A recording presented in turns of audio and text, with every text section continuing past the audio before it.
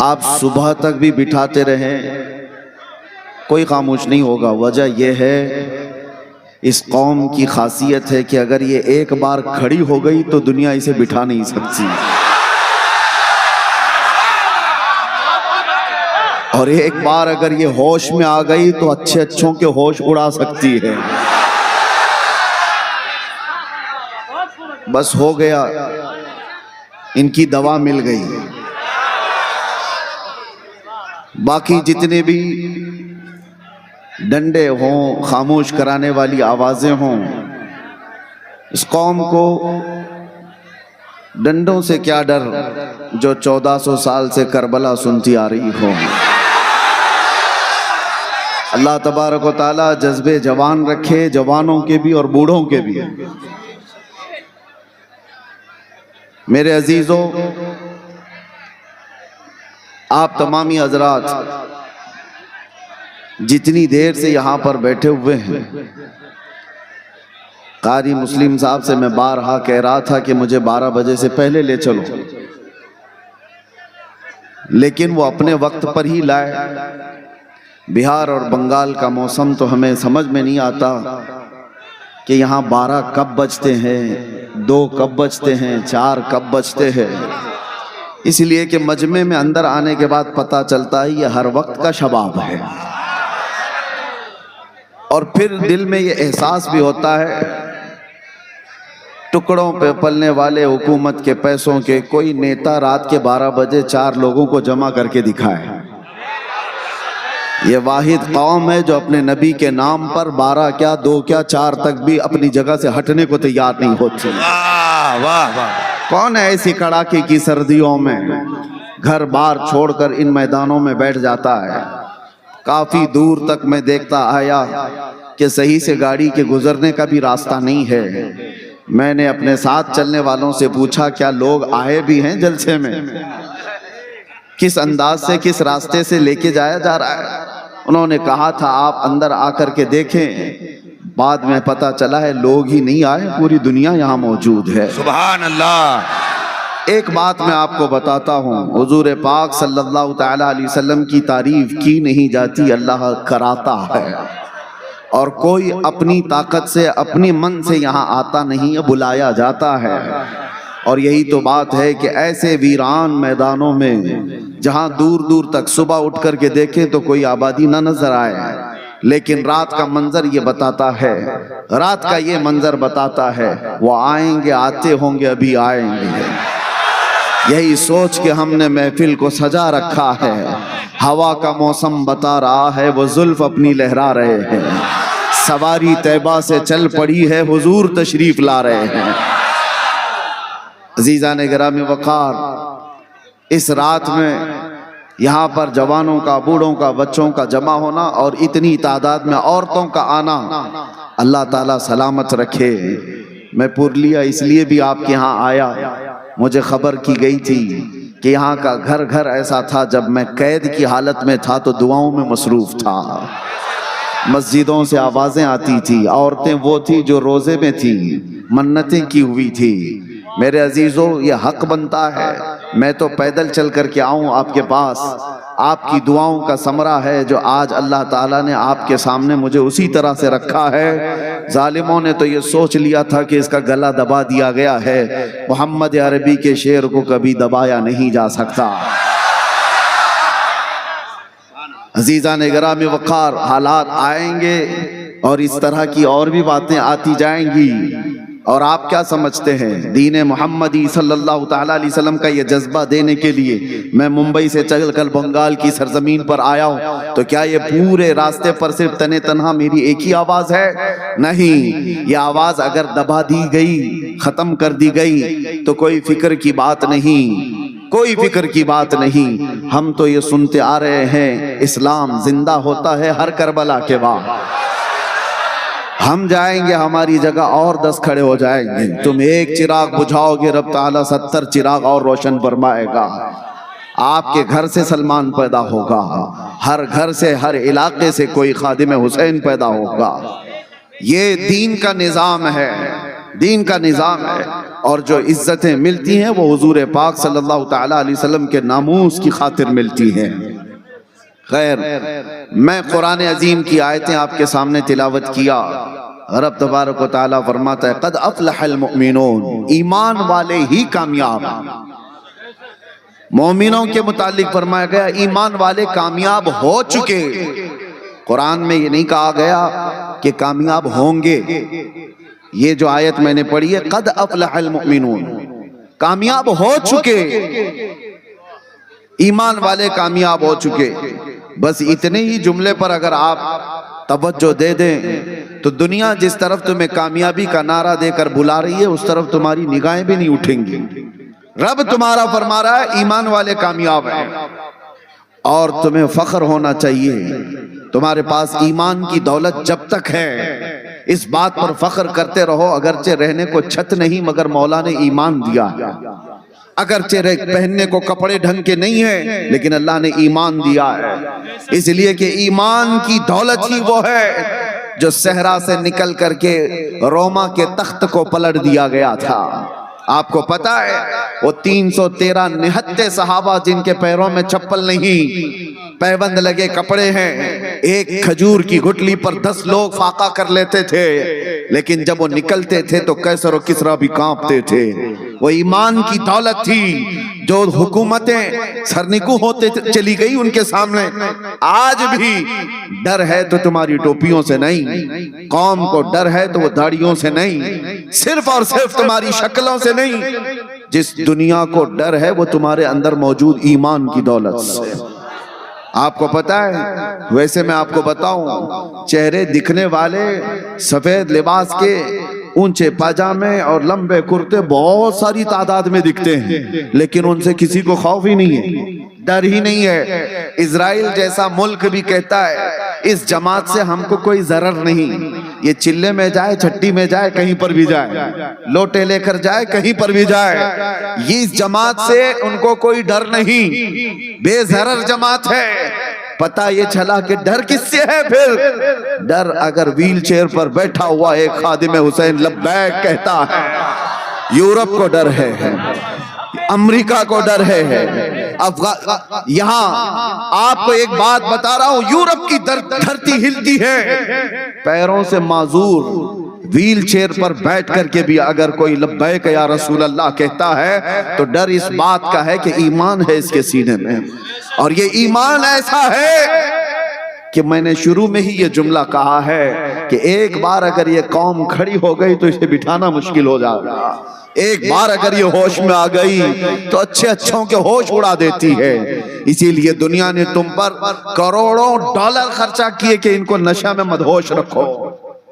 ہر مسلمان محلہ نشہ سے جوجھ رہا ہے، ہر علاقہ جہاں پر ہم جا کر دیکھتے ہیں سب سے بڑی شکایت لوگوں کی ہے ہمارے بچے نشہ میں ایڈکٹ ہو چکے، چرس، گانجا، افیون، کوکین، ہیروئن، پتہ نہیں کیا کیا آ گئی ہمارے محلوں میں۔ دنیا دیدہ و دانستہ تمہارے محلوں تک یہ پہنچائی ہے، تم کیا سمجھتے ہو کہ صرف مسلمان دل دادا ہو گئے؟ ارے بڑی بڑی طاقتیں پیچھے لگی ہوئی ہیں، اس کے سزائیں 20-20 سال کی یہاں رکھی گئی ہیں، اس کے باوجود پورا کا پورا علاقہ کیسے ڈوب جاتا ہے نشہ میں۔ آپ کو پتا ہے اس کے پیچھے بڑی طاقتیں محنت کرتی ہیں کہ نشہ بیچنے والا ان کا ہو، لینے والا ان کا ہو، کرنے والا بھی ان کا ہو، تباہ گھر ان کے ہوں۔ وجہ یہ ہے کہ یہ جب جب ہوش میں آئیں گے، جب جب ہوش میں آئیں گے، تاریخ بتاتی ہے کہ ایک بار ہوش میں آ گیا تو صلاح الدین نکل جاتا ہے، ہوش میں آیا تو شہاب الدین نکل جاتا ہے، ہوش میں آیا تو اورنگزیب آ جاتا ہے۔ دنیا کو پتا ہے، اسی لیے اسے مدہوش رکھو، اسے نشہ میں رکھو، اسے آوارگی میں رکھو۔ آوارگی کرنے کے لیے تمہیں اتنے سامان مہیا کر دیے جائیں گے، اتنے سامان اتنی آسانی سے۔ کیوں بھائی؟ تمہارے ہاتھ میں انٹرنیٹ دھڑا دھڑ مفت دیا جاتا ہے، کیوں؟ تمہیں ایڈکٹ بنانے کے لیے ہی تو، کہ رات کے 2 بج رہے ہوں کہ 4 بج رہے ہوں ہمارا بچہ پب جی کھیلتا رہ جائے، اس کی ماں پکارتی رہ جائے، وہ گیم میں مصروف رہے ہیں، اس کے دن کے 18 گھنٹے فیس بک اور انسٹا سرچ کرنے میں لگ جائیں، باقی یہ کچھ نہ کر سکے۔ آپ کیا سمجھتے ہیں چرس گانجا ہی یہ نشہ نہیں ہے؟ انٹرنیٹ بھی اپنے آپ میں ایک بہت بڑا نشہ ہے۔ جب یہ کسی سے نکال لیا جائے تو اس کے ہاتھ پیر کانپنے لگتے ہیں. تمہیں نشے میں مدہوش رکھا جاتا ہے اس لیے کہ دنیا جانتی ہے اس کو نشہ میں رکھو. پورے عربوں کو بھی انہوں نے نشہ میں رکھا, پورے عرب کو. لیکن میرے عزیزوں, مجھے فخر ہے اس بات کا کہ نشہ میں آدمی جتنا بھی آ جائے, نشہ میں جتنا بھی آ جائے, اگر آدمی بے ہوش ہوتا ہے نا, اس کو چونٹی کاٹو, اس کو کینچی مارو, اس کو بلیڈ مارو تو اس کے ہاتھ پیر نہیں ہلتے. پورا اگر سن ہو گیا, بے ہوش ہو گیا. لیکن اگر ہوش میں ہے تو تھوڑی سی چونٹی کاٹو تو پھڑک اٹھتا ہے اور تڑپنے لگ جاتا ہے. اس کو تھوڑی سی سوئی چبا دو, اچھل جائے گا. ہوش میں ہو تو. دنیا جب کبھی اس قوم مسلم کو بے ہوش کرتی ہے تو آزما کے دیکھتی ہے ایک بار کہ پورا بے ہوش ہوئے کہ نہیں ہوئے. اور آزمانے کا طریقہ ان کا یہ ہے کہ تمہیں چاقو چھری مار کر کے نہیں دیکھا جاتا, ایک بار رسول اللہ کی گستاخی کر کے دیکھی جاتی ہے. کسی ظالم کتے کو کھڑا کیا جاتا ہے بھونکنے کے لیے. نبی آخر الزمان صلی اللہ علیہ وسلم کی شان میں بھونکو, اس کو فنڈنگ کی جاتی ہے, اس کو حکومت کی پہرےداری دی جاتی ہے, سب کچھ, اور وہ بھونکتا ہے کہیں بیٹھ کر کے. اور پھر دیکھا جاتا ہے امت محمدیہ کو کہ یہ پوری بے ہوش ہوئی کہ نہیں ہوئی, پوری بے ہوش ہو گئی یا نہیں ہوئی. یہ آزمانے کے لیے کھڑا کیا جاتا ہے ہر دور میں. عربوں کو انہوں نے دیکھا بے ہوش ہو گئے, یہ کہیں کچھ کرنے والے نہیں, اس لیے ان کے سروں پر آ کر بیٹھ گئے. لیکن فخر ہے مجھے غریب نواز کے اس ہندوستان پر, یہاں پر بھی نشہ میں سالوں سے ہمیں مدہوش تو کیا گیا, اور پھر یہاں پر بھی چیک کرنے کے لیے کچھ پاکھنڈیوں کو کھڑا کیا گیا اور گستاخان رسول کو کھڑا کیا گیا بھونکو محمد عربی کی شان میں. لیکن قسم خدا کی میں نے دیکھا ہندوستان کے مشرق سے مغرب, شمال سے جنوب تک کوئی خطہ ایسا نہیں جو حضور کی گستاخی پر سویا ہوا ہو. ہر محلے کا بچہ کھڑا ہوا اور ان کتوں کو بتایا آج بھی غیرت موجود ہے, اپنا سب کچھ گنبد خضرا کل بھی تھا, اور میرے نبی سے میرا رشتہ کل بھی تھا. اور دنیا کو کیسے پتا چلا کہ یہ ہوش میں ہے؟ یہی رات کے 3 بجے کا مجمع جب کہتا ہے لبیک یا رسول اللہ, دنیا کو اچھی طرح سمجھ میں آیا کہ یہ پورے بے ہوش نہیں ہوئے. اور اللہ کا کرم ہے, ایمان جب تک تمہارا سلامت ہوگا تم بے ہوش نہیں ہوں گے, بے ہوش نہیں ہوں گے. اور اسی ایمان کی بات میں کر رہا ہوں, چاہے جتنے بھی تمہارے اندر خرابیاں لا کر ڈال دی جائیں, لیکن عشق مصطفیٰ موجود ہو تو یہ برائیاں تمہیں بے ہوش نہیں کریں گی. ہاں اسی لیے میں ایک جملہ کہتا ہوں, ہمارا بچہ آج گنہگار تو ہو جاتا ہے لیکن میرے مصطفیٰ کا غدار نہیں ہوتا. گنہگار ہونا اور ہے, غدار ہونا اور ہے. ناموس مصطفیٰ پر بات آئے تو یہ سب اپنے گھروں سے نکل جاتے ہیں. ناموس مصطفیٰ پر بات آئے تو پھر یہ نہیں دیکھتے کہ میرے لیے آس پاس کیا معاملات ہیں. یہی ایمان کی علامت ہے جو آج موجود ہے. ابھی میں اگر آپ سے کہوں اشہد ان محمد رسول اللہ صلی اللہ علیہ وسلم, میں نے نام لیا میرے نبی کا, تم نے انگوٹھے چومے اور لگائے کیوں؟ اپنے لبوں سے انگوٹھا چوما اور آنکھوں سے لگایا. میں نے کہا تو نہیں کسی کو, میں نام لیتا ہوں آپ کے ہاتھ خود بخود اٹھتے ہیں. نام میں یہ اثر ہے, محمد رسول اللہ صلی اللہ علیہ وسلم. یہ نام جب لیا جاتا ہے, اور غور سے دیکھنا یہ صرف سنیوں کے ہاتھ اٹھتے ہیں, انگوٹھے سب کے نہیں اٹھتے, سنیوں کے اٹھتے ہیں. وہ چاہے کسی بھی حالت میں بیٹھا ہو, ارے پان کھا رہا ہو, کچھ بھی کر رہا ہو, نام آیا تو انگوٹھوں کو بوسا لیا اور پھر آنکھوں سے لگایا. یہ اس بات کی علامت ہے تمہیں چومنے کے لیے آرڈر دینے کی ضرورت نہیں, اندر جو موجود عشق ہے وہ بے اختیار انگوٹھے اٹھا دیتا. اندر جو محبت ہے وہ علامت میں بتا رہا ہوں, علامت میں بتا رہا ہوں. کون کہتا ہے یہ مری ہوئی قوم ہے؟ کون کہتا ہے ہماری اس قوم کو بول بول بول کر کے نروس کر دیا گیا کہ یہ مری ہوئی قوم ہے, بکھری ہوئی قوم ہے, ٹوٹی ہوئی قوم ہے.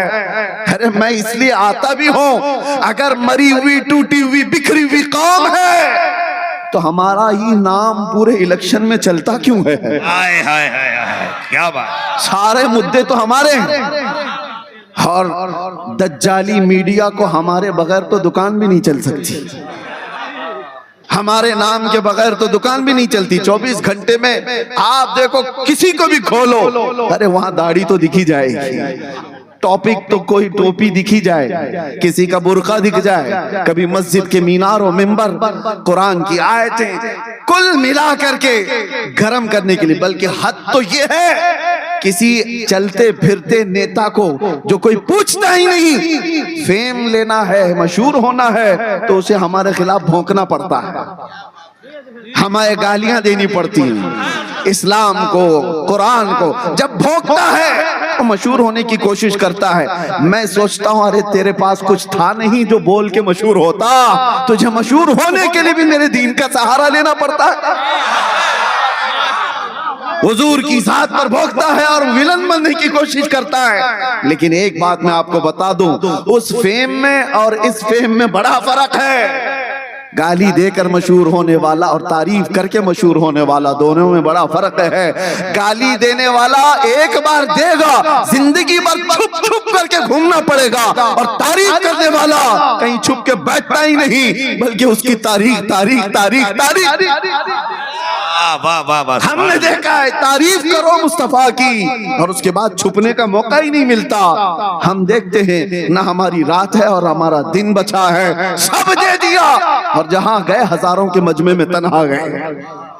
وجہ کیا ہے؟ فرق ہے، یہی فرق ہے۔ آج سے میں کہتا ہوں جو ایمان کی دولت تمہارے پاس باقی ہو اس کو میں بتانا چاہتا ہوں، مرے نہیں ہو، اب مرے نہیں ہو، باقی ہو تبھی تو ذکر چل رہا ہے، ہمارا وجود ہے تبھی تو ہم گنائے جا رہے ہیں، اور وہ بھی چھوٹے موٹے لوگ تھوڑی نہ ہم کو گن رہے ہیں، بڑے بڑے لوگ گن رہے ہیں، بڑے بڑے لوگ ان کو شمار کرتے ہیں۔ میں کبھی کبھار سوچتا ہوں کہ بہت چھوٹے چھوٹے سے بچے بنگال کے آئے ہوں تو جگہ جگہ ان کے ساتھ مار پیٹ، ان کو بھگانے کی کوششیں کئی علاقوں میں دکھتی۔ وجہ یہ ہے کہ بہاری ہونا یا بنگالی ہونا مسئلہ نہیں ہے، مسئلہ اس کا مسلمان ہونا ہے۔ لوگوں کو یہ تکلیف کہ یہ مسلمان ہے، اس کو رہنے نہ دیا جائے، یہ سارے معاملات تمہیں جگانے کے لیے ہیں۔ دنیا یہ بتا رہی ہے کہ آج بھی ہم تم کو شیر ہی سمجھتے ہیں۔ ڈر کس سے لگتا ہے؟ ڈر کس سے لگتا ہے؟ ہاں، کتوں کو ہمیشہ شیر سے ڈر لگتا ہے، بتایا یہ جاتا ہے۔ آج بھی ہم ڈرو مت، ہماری تقریر میں گھوم پھر کے کتا آ ہی جاتا ہے۔ نعرہ تکبیر، نعرہ رسالت، مسلک اعلی حضرت، شیر ہندوستان۔ میرے عزیزوں، آپ کو جو ڈرا رہا ہے یہ کہہ کر کے بکھری ہوئی ٹوٹی ہوئی قوم ہے، ان کی طرف توجہ مت کرو۔ آپ کے پاس جو چیز ہے اسے اچھی طرح سے معلوم ہے، اسے اچھی طرح معلوم ہے۔ نبی پاک صلی اللہ تعالیٰ علیہ وسلم پر مر مٹنے کا جذبہ جب تک تمہارے اندر سلامت رہے گا، جب تک باقی رہے گا، خدا کی قسم کبھی تمہیں روئے زمین سے پوری طرح مٹایا نہیں جا سکے گا، کبھی نہیں۔ ہاں ایک بات ہے، اس قوم کو مٹنا ہی چاہیے جو اپنے نبی کی عزت کے لیے سیریس نہیں، جو حساس نہیں، اس قوم کو تو جانا ہی چاہیے، چاہے وہ عالم کے لباس میں ہو، مفتی کے لباس میں ہو، پیر کے لباس میں ہو، جو اپنے نبی کی عزت کے لیے حساس نہیں، اسے اس زمین پہ جینے کا حق کیا ہے؟ امام مالک رضی اللہ تعالیٰ عنہ فرماتے ہیں، آپ سے پوچھا گیا حضور پاک کی شان میں گستاخیاں ہونے لگے، گالیاں دی جانے لگے اور امت خاموش بیٹھی رہے تو کیا ہوگا؟ امام مالک فرماتے ہیں، وہ فرماتے ہیں ان قریب زمین پھٹ جانی چاہیے اور اس امت کو دھس جانا چاہیے، اس کو کیا جینے کا؟ ہاں، جو حساس ہے آج بھی حساس ہے۔ میں یہ نہیں کہتا کہ سب کو میری طرح سے جو میں بول رہا ہوں سب کو یہی کرنا چاہیے، سب کے اپنے اپنے منصب ہیں، ہر امام دفاع کرتا ہے ناموس رسالت کا۔ یہ جتنے علماء بیٹھے ہیں کوئی یہ نہ سمجھے کہ سب خاموش ہیں، ان کو جہاں موقع ملا، جیسا موقع ملا، عظمت رسالت کا دفاع یہ کرتے ہیں۔ میں سب پیروں کی بات نہیں کر رہا, سب علماء کی بات نہیں کر رہا. بے شک یہ ایک سال نہیں 10 سال مصلے سنبھال کر قوم کے دلوں میں جو عظمت مصطفیٰ ڈالتے رہتے, حساس بناتے ہیں, یہ بھی تو دفاع ناموس رسالت ہے. اور یہ جب تک کرتے رہیں گے اور آپ جب تک بیدار رہیں گے, اللہ کی قسم پوری طرح سے روئے زمین سے نہیں مٹایا جا سکتا. یہ تاریخ کی سچائیاں ہیں, تاریخ کی سچائیاں ہیں. میں دیکھ رہا ہوں بدر ہو گئی, احد ہو گئی, خندق ہو گئی, خیبر ہو گئی, کتنی جنگیں ہو گئی, اور طاقتیں ایسی کہ ایک بار صلاح الدین صرف 12,000 کا لشکر لے کر کے آیا اور مقابل میں 4 لاکھ صلیبی تھے. 12,000 کا مقابلہ 4 لاکھ سے کیا ہو سکتا ہے؟ لیکن پھر بھی صلاح الدین کے جوانوں نے لڑائی لڑی, اور تاریخ لکھنے والے جو آج بھی موجود ہیں, مورخ و انگریز ہیں, وہ لکھتے ہیں 12,000 کی فوج نے 4 لاکھ کے تتر بتر کر دیے تھے. تاریخ میں موجود ہے. وجہ یہ ہے کہ صلاح الدین نے زنانہ لوگوں کو جمع نہیں کیا تھا, عاشقان مصطفیٰ کو جمع کیا تھا. سبحان اللہ, یہ بات ہے یا رسول اللہ, ماشاء اللہ. ایمان ہو تو کامیابی ہے, ایمان نہیں ہے تو ہر جگہ سودے بازی کرتا ہے. ایمان نہ ہو تو آدمی کہاں کہاں سودے بازی کرتا ہے. آپ کو پتا ہے میں کبھی کبھار سخت جملے بولتا ہوں کچھ لوگوں کو جو سیاست میں چلے گئے, پولیٹکس میں چلے گئے, ان کو برے لگتے ہیں, لیکن جنہوں نے اپنا دین دھرم سب بیچ دیا, اب تمہیں برا کیا لگنا ہے؟ برا کیا لگنا ہے؟ وہ کہاں کہاں نہیں سمجھوتا کر جاتا جس کا ایمان ہے. ارے وہ بیوی میں بھی, ماں میں بھی, بیٹی میں بھی سمجھوتا کر سکتا ہے. ایمان نہ ہو تو وہ دین کا سمجھوتا سب کر لیتا ہے. میں نے دیکھا ہے, اس لیے میں آپ کے سامنے کہہ رہا ہوں. کچھ ان لوگوں کو میرے 18 سے 22 دن تک اس راستے میں گزرے تھے انویسٹیگیشن کے دوران, ہم نے دیکھا ہے کتنے ایسے لوگ ہیں جن سے یہ لوگ رابطہ کرتے ہیں انویسٹیگیشن آفیسرز, اور پوچھتے ہیں. بعد میں پتا چلتا ہے ارے یہ تو بڑے پیر مغاں ہیں جن سے پوچھ رہے ہیں, یہ تو پیر صاحب ہے, اور ایسا سمجھوتا کیے ہوئے کہ اپنے قوم کی مخبری کر رہا ہے, قوم کے اندر کی باریک باتوں کو یہاں لا کر کے بتاتا ہے.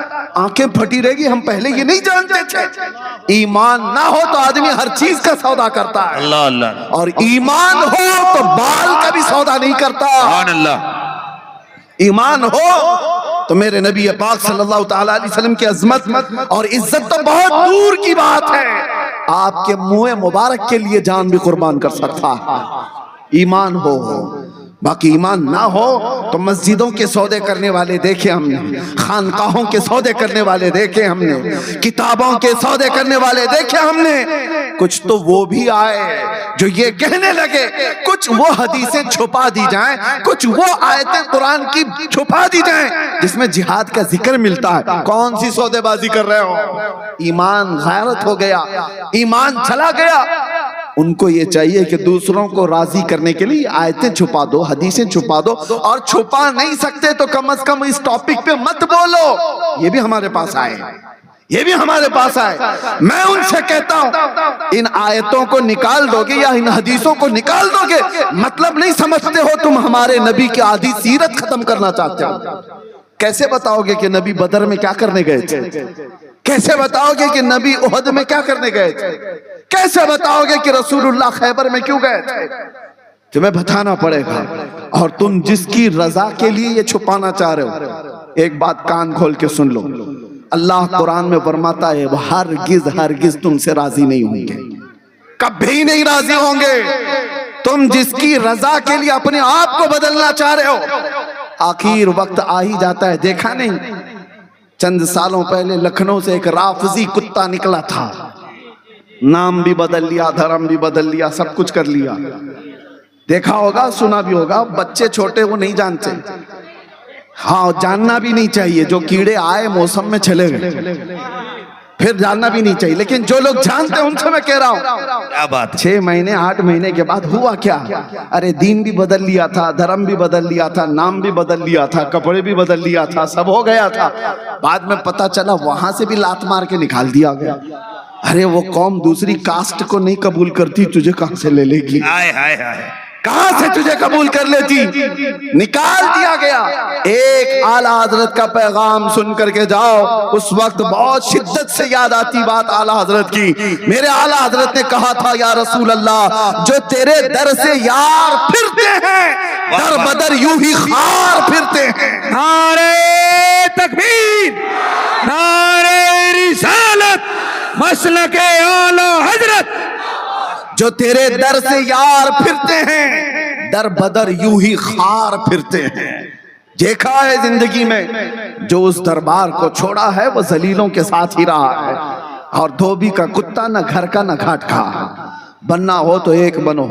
اے مسلمانوں، آپ سے میں کہتا ہوں، اللہ کی بات پر یقین ہے یا نہیں تمہیں؟ قرآن پر ایمان رکھتے ہو؟ اللہ نے کیا فرمایا قرآن میں؟ ایمان والے کامیاب ہو چکے۔ ایمان والوں کی علامت کیا ہے؟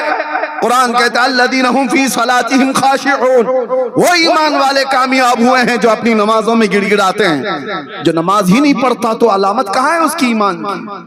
نماز سے ہی غافل ہے تو گڑ گڑائے گا کہاں؟ آ جاؤ مسجدوں کو آباد کرو۔ ان کی ویرانیاں تمہارے دل کی ویرانیاں ہیں۔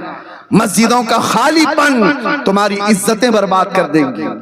ان کی صفوں کو بھرنے کے بعد تمہارا ایمان جھگمگاتا ہے، اور اللہ تعالیٰ آگے فرماتا ہے وہ جو زکوٰۃ دیتے ہیں وہ ایمان والے کامیاب ہیں، اور وہ جو اپنی شرمگاہوں کی حفاظت کرتے ہیں وہ ایمان والے کامیاب ہیں، اور جو بے حیائی سے چہرہ پھیر لیتے ہیں وہ ایمان والے کامیاب ہیں۔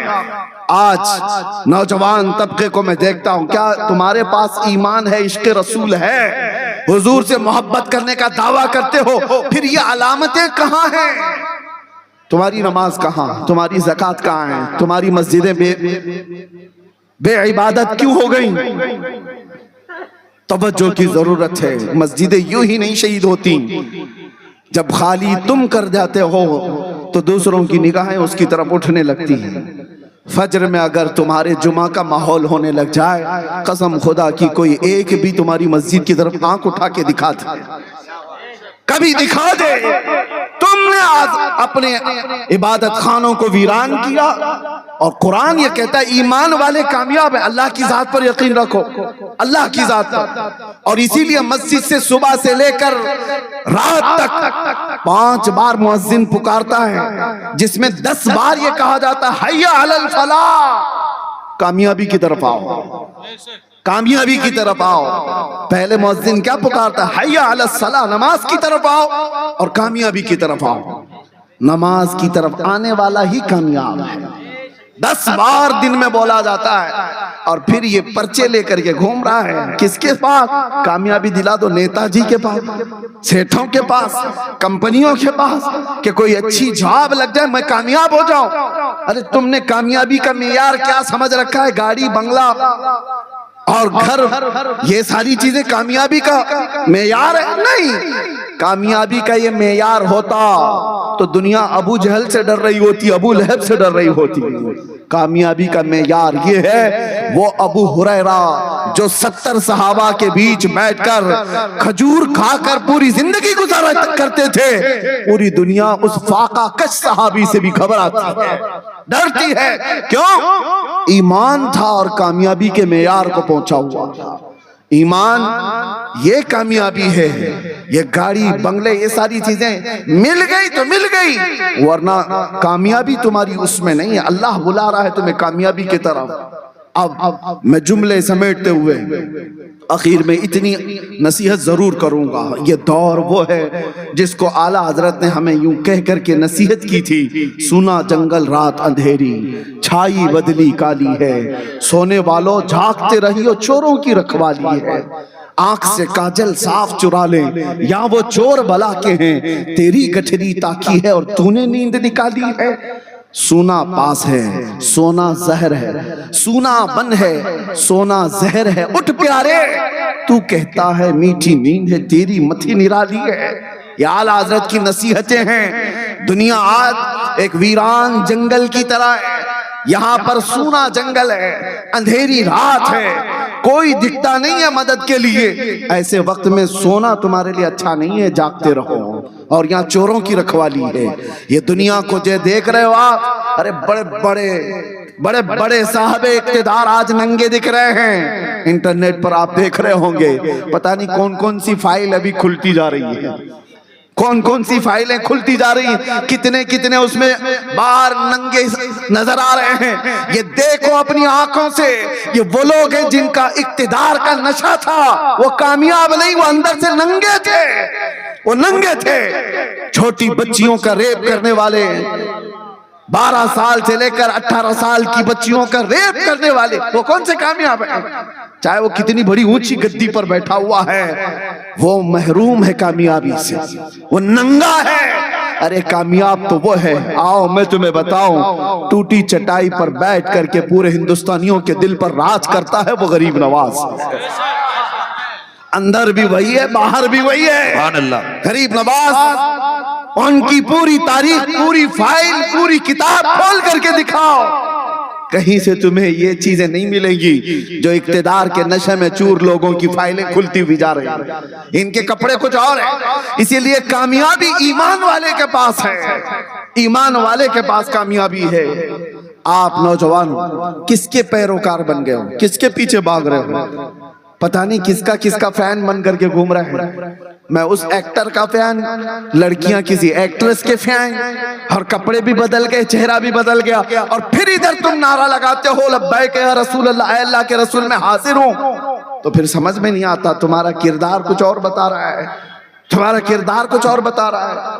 تم مجھے سینے پر ہاتھ رکھ کر کے بتاؤ، اس کائنات میں سب سے زیادہ حسین چہرہ میرے آقا کا تھا کہ نہیں؟ تمہارا ماننا ہے، یقین ہے؟ اللہ کے نبی سے زیادہ حسین چہرہ کسی کا نہیں تھا، یقین ہے؟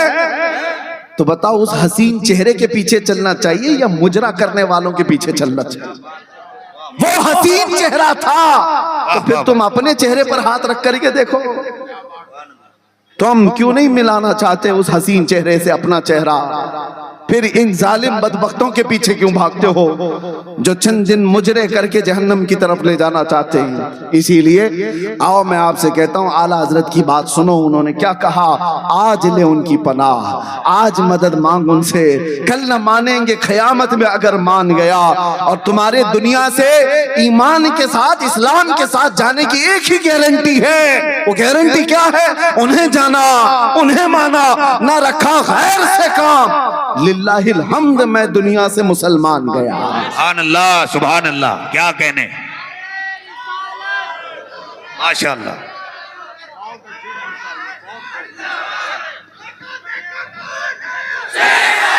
ہائے ہائے ہائے ہائے۔ آج اے نوجوانوں، یہ عہد کر کے اٹھو، آج یہ عہد کر کے اٹھو کہ جئیں گے تو میرے مصطفیٰ کے قدموں کے لیے جئیں گے۔ ہماری آنکھیں دنیا کی رنگینیاں بہت دیکھ چکی ہیں، ہماری آنکھیں دنیا کی رانائیاں بہت دیکھ چکی ہیں۔ اب جتنے دن زندگی کے باقی ہم میں سے کسی کو نہیں پتا کل ملک الموت گھر آنے والے ہیں یا راستے میں ہی ہم کو اٹھایا جانے والا ہے۔ جتنی دیر یہ آنکھیں باقی ہیں، کم از کم باقی زندگی اللہ کی بارگاہ میں یہ تمنا کرو کہ ان آنکھوں نے دنیا کی رنگینیاں بہت دیکھی، اب تھک چکی ہے، مولا کچھ ایسا کر دے میرے کردگار آنکھوں میں، ہمیشہ نقش رہے روئے یار آنکھوں میں۔ انہیں نہ دیکھا تو کس کام کی ہیں یہ آنکھیں کہ دیکھنے کی ہے ساری بہار آنکھوں میں۔ پیا ہے جام محبت جو آپ نے نوری، ہمیشہ اس کا رہے گا خمار آنکھوں میں۔ ان آنکھوں کو ایک طلب دے دو، ایک تڑپ دے دو، اب جیوں گا اور جب تک باقی ہیں آنکھیں اس لیے رکھوں گا کہ کوئی رات ایسی آ جائے کہ میرے آقا کا دیدار ہو جائے۔ یہ تمنا رکھو گے کہ نہیں رکھو گے؟ یہ تڑپ رکھو گے کہ نہیں؟ پھر آپ اپنے اسکرین پر اوریاں تصویریں دیکھنا بند کرنا، یہ سوچ کر کے کہ میری آنکھیں ان ننگی تصویروں کے لیے نہیں، آمنہ کے لال کو دیکھنے کے لیے مجھے اپنی آنکھیں بچا رکھنی ہے۔ بے حیا عورتوں کے لیے یہ میری آنکھیں نہیں ہیں، دنیا کا رنگ روغن دیکھنے کے لیے نہیں ہے، میں نے آنکھیں اب سنبھالی ہیں میرے مصطفیٰ کے لیے، میرے آقا کو دیکھنے کے لیے۔ تم کیا سمجھتے ہو ہم نہیں دیکھ سکتے؟ ایسا کبھی نہیں ہو سکتا۔ آپ کو میں بتاؤں، حضور کی زیارت کرنے کے لیے کہیں پر بھی فقہائے کرام نے یہ نہیں بتایا بڑا پرہیزگار ہوگا تو ہی زیارت ہوگی، بڑا متقی ہوگا تو ہی زیارت ہوگی۔ نمازی ہوگا تو ہی زیارت ہوگی، ایسا کہیں نہیں فرمایا گیا۔ بس اتنا ہے کہ ان کو جب کرم ہو جائے کسی پر، وہ جس پر کرم کر دیں، آتا ہے فقیروں پہ انہیں پیار کچھ ایسا، خود بھیک دیں اور خود کہیں منگتے کا بھلا، امتی ہونا بس کافی ہے۔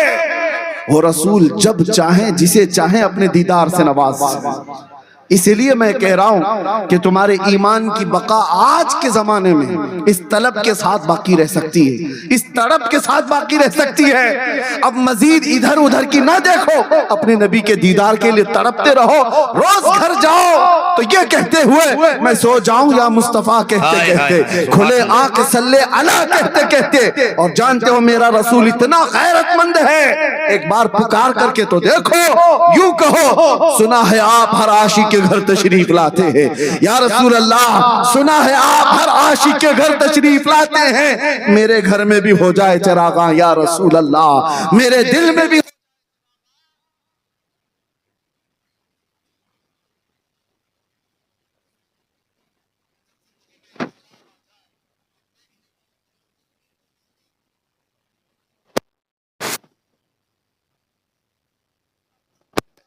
دینے والے کی آتی ہے صلی اللہ علیہ وسلم۔ وجہ یہ ہے کہ ہم نے دنیا کی تمام رعنائیوں اور رنگینیوں کو اپنی آنکھوں میں بسا رکھا ہے۔ چھوڑو نکلو، ایمان اس بات کی غمازی کرتا ہے کہ جیے تو وہ صرف اپنے نبی پاک کی ذات کے لیے۔ ایک مثال دے کر ختم کرتا ہوں، سنو۔ اللہ کے نبی صلی اللہ علیہ وسلم نے ایک دن یہ فرمایا، حبب الی من دنیاکم ثلاثہ، تمہاری دنیا میں سے مجھے 3 چیزیں پسند ہیں۔ حضور نے فرمایا دنیاوی چیزوں میں مجھے 3 چیزیں پسند ہیں، جعلت قرۃ عینی فی الصلاۃ والنساء والطیب، نماز، حضور فرماتے نماز مجھے پسند، عورت اور خوشبو، عورتوں کو اس لیے کہ لوگ حقارت سے دیکھتے تھے، عورتوں کو مقام نہیں دیا جاتا تھا، ان کو الگ کیٹیگری میں رکھا جاتا تھا، حضور نے اپنی پسند بتا کر کے ان کا مقام بلند کیا تھا۔ 3 میرے آقا نے 3 چیزیں فرمائی۔ اب سنو ایک عاشق رسول کیا کہتا ہے۔ ابو بکر صدیق سے پوچھا گیا آپ کو بھی دنیا میں کچھ چیزیں پسند ہیں؟ پسند ہونے میں کوئی کہہ سکتا ہے مجھے میرا بیٹا بہت پسند ہے، مجھے میری بیوی پسند ہے، میری بیٹی پسند ہے، لیکن صدیق اکبر کی اس محبت پر قربان جاؤ ایمان کیا ہے؟ وہ کہتے مجھے بھی دنیا میں 3 چیزیں پسند ہیں، 3 چیزیں پسند ہیں۔ پوچھا گیا وہ 3 کیا ہیں؟ سنو، نمبر 1 وہ کہتے ہیں، حضرت ابو بکر صدیق کہتے ہیں النظر الی وجہ رسول اللہ، زندگی بھر رسول اللہ کے چہرے کو دیکھنا یہ پہلی پسند۔ دوسرا کیا ہے؟ پوچھا گیا چلو ایک بات تو سمجھ میں آئی، حضور کو دیکھنا آپ کی پہلی پسند۔ دوسرا کیا ہے؟ وہ کہتے ہیں وَإِنفَاقُ مَالِي عَلَى رَسُولِ اللَّهِ، دوسری پسند یہ ہے کہ میرا پورا مال صرف رسول اللہ کے لیے خرچہ ہو۔ پھر پوچھا گیا تیسرا کیا ہے؟ وہ کہتے ہیں ان یکون ابنتی تحت رسول اللہ، تیسری پسند یہ ہے کہ میری بیٹی رسول اللہ کی نکاح میں۔ سبحان اللہ۔ کل ملا کر کے جو پسند ہے وہ حضور کے آس پاس ہے، دیکھنا حضور کو ہے، خرچہ حضور پر ہے، بیٹی حضور کے پاس رہے۔ اسی کو اقبال نے کیا کہا تھا، بمصطفیٰ برساں خیش کے دی ہماؤس، اپنے آپ کو نبی کے قدموں تک پہنچا دے، دین یہی ہے، دین یہی ہے۔ گرب اون رسیدی تمام ابو لہب، اگر اپنے آپ کو وہاں تک نہیں پہنچا سکا تو زندگی ابو لہب کی طرح ہے۔ اے نوجوانوں، آج اس رات یہی گزارش کر کے رخصت ہو جاؤں گا، اٹھو وہ گرنا حشر نہ ہوگا پھر کبھی، دوڑو کہ زمانہ چھال اپنی چل گیا۔ میں تمہیں چاقو چھری ہتھیار بلیڈ رکھنے کی بات نہیں کر رہا، ہتھیار اٹھانے کی بات نہیں کر رہا، میں جانتا ہوں یہاں میں پلاسٹک کی چاقو کی بھی بات کروں گا تو کل آتنکوادی کا لیبل لگا دیا جائے گا، ہمیں ان ہتھیاروں سے کیا لینا دینا۔ میں تو صرف اتنا کہنے آیا ہوں، اوپر سے لے کر نیچے تک تمہاری چال چلن اٹھک بیٹھک ہر چیز میں عشق رسول کا جامع پہن لو، جس طرف سے گزرو گے ہتھیار کی ضرورت نہیں، تمہاری خوشبوؤں سے ہزاروں کیڑوں کی وہی موت ہو جائے گا۔ तुम्हारी चलत फिरत से यूं ही कीड़ों की मौत हो जाए, आप इश्क मोहम्मदी में डूब जाओ, नशा से ऐसे आजाद हो जाओ। वो नशा किस काम का जो बीवी और बेटी में फर्क नहीं पैदा कर सकता, जो हलाल और हराम, कुफ्र और शिर्क और ईमान के दरमियान इम्तियाज नहीं कर सकता। अरे 36 घंटे बदहोश रहने वाला वो नौजवान चरस गांजा अफीम खा करके जो अपने और गैर को पहचान नहीं पाता, छोड़ उस नशा को। नशा करना ही है तो इश्क मोहम्मदी का करो, मोहब्बत मुस्तफा का करो, कि जिसके सर चढ़ करके ये नशा बोलता है तो फिर वो आम आदमी नहीं रहता, फिर वो जमाने का आला हजरत बन जाता है, वो जमाने का सादी शिराजी बन जाता है, वो जमाने का हाफिज शिराजी बनता है। उसकी जुबान से निकलने वाले कलमे हर एक को मशहूर कर देते हैं। इसीलिए आओ डूब जाओ इश्क मोहम्मदी में। आपको आकर के उलमा से पूछना चाहिए। मौलाना तलाक के मसले मैंने बहुत पूछे हैं,